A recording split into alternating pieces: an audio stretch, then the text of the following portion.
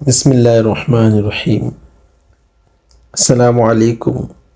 انشاءاللہ عز و جل آج ہم قرآن پاک کی 80 سورت کا تعارف کریں گے۔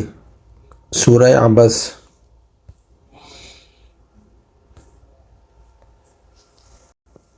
سورہ عبس مکہ مکرمہ میں نازل ہوئی۔ رکوع اور آیت کی تعداد، اس صورت میں 1 رکوع اور 42 آیتیں ہیں۔ عبس نام رکھنے کی وجہ، عبس کے معنی ہیں تیوری چڑھانا، اور اس صورت کی پہلی آیت میں یہ لفظ موجود ہے، اس مناسبت سے اسے سورہ عبس کہتے ہیں۔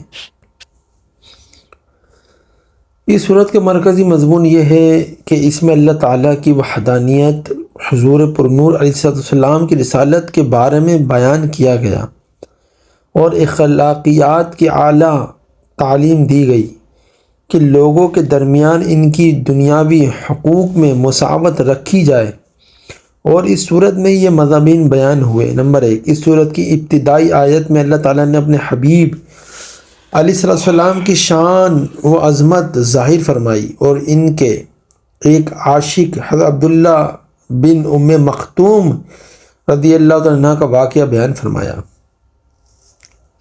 یہ بتایا گیا کہ قرآن مجید کی آیت تمام مخلوق کے لیے نصیحت ہے، اور جو چاہے ان سے نصیحت حاصل کرے اور جو چاہے ان سے اعراض کرے۔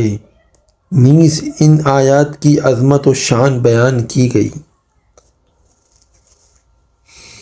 نمبر 3، اللہ تعالیٰ کی نعمتوں کی ناشکری کرنے پر کفار کی سرزنش کی گئی اور اللہ تعالیٰ کی وحدانیت و قدرت کے دلائل بیان کیے گئے۔ اس صورت کے آخر میں قیامت کی دہشت ناک مناظر بیان فرمائے گئے، نیز نیک مسلمانوں کا ثواب اور کافروں کا فجور کا عذاب بیان کیا گیا۔